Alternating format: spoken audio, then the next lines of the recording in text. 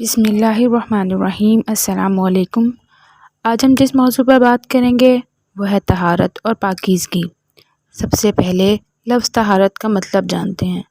لفظ طہارت کا مطلب ہے پاکی حاصل کرنا، اور پاکی صفائی کا خیال رکھ کر ہی حاصل ہوتی ہے۔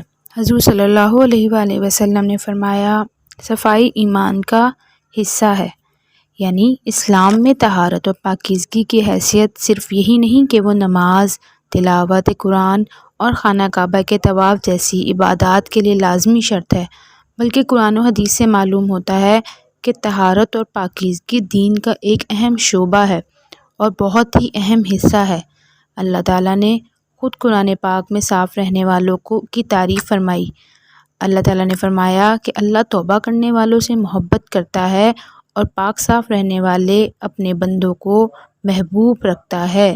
مدینہ منورہ کی بستی قباء کے رہنے والے صحابہ کرام رضی اللہ تعالیٰ عنہم کی بھی اللہ تعالیٰ نے ان الفاظ میں قرآن پاک میں تعریف فرمائی ہے کہ اس میں ہمارے ایسے بندے ہیں جو بڑے پاکیزگی پسند ہیں، اور اللہ تعالیٰ وہ پاک صاف رہنے والے بندوں سے محبت کرتا ہے، جس سے معلوم ہوا کہ اللہ پاک صاف رہنے والے بندوں کو خاص طور پر محبوب رکھتے ہیں۔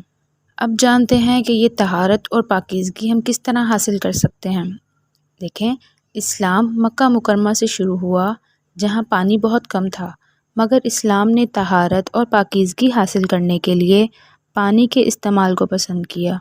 نماز پڑھنے کے لیے وضو کرنا ضروری قرار دیا گیا ہے، جس میں ہاتھ، پاؤں اور چہرے کو دھوتے ہیں اور سر کا مسح بھی کرتے ہیں۔ پانی نہ ملے تو پاک مٹی سے تیمم کی اجازت دی گئی ہے۔ اسی طرح جمعے کے دن نماز سے پہلے غسل کا حکم دیا گیا تاکہ مسلمان پاک صاف اور نہا دھو کر جماعت میں شریک ہوں، تاکہ ان کے پسینے اور جسم کی بو سے دوسرے نمازیوں کو تکلیف نہ ہو۔ اور دانت صاف کرنے کے لیے مسواک کرنے کو سنت قرار دیا گیا۔ اس کی فضیلت یہ بیان کی گئی کہ جو مسواک کر کے نماز پڑھی جائے، اس کا درجہ بغیر مسواک کیے پڑھی جانے والی نماز سے 70 گنا زائد ہوتا ہے۔ یعنی ایک نماز جو مسواک کر کے ادا کی جائے، اس کا 70 نماز پڑھنے کے برابر ثواب ملتا ہے۔ حضور صلی اللہ علیہ وآلہ وسلم نے یہ بھی فرمایا کہ اگر مجھے یہ خیال نہ ہوتا کہ میری امت مشقت میں آ جائے گی تو میں ان کو ہر نماز کے وقت مسواک کرنے کا حکم دیتا، یعنی مسواک کو لازمی قرار دیتا، لیکن ابھی مسواک کا کرنا سنت ہے۔ ہفتے میں ایک روز ہر مسلمان کے لیے غسل کرنا، کپڑے بدلنا، عطر لگانا یعنی خوشبو لگانا ثواب کی چیز ہے، سنت ہے۔ اسی طرح چند عادتیں تمام انبیاء کرام کی سنتوں میں سے ہیں۔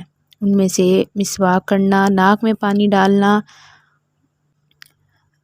ناخن تراشنا، انگلیوں کے جوڑوں کو اور اسی طرح جسم میں جہاں جہاں میل جمتا ہے، مثلاً کان اور ناک کے سوراخ کا اہتمام سے دھونا اور پانی سے استنجا کرنا شامل ہے، یعنی جسم کو اچھے طریقے سے ہر جگہ سے پاک صاف کرنا۔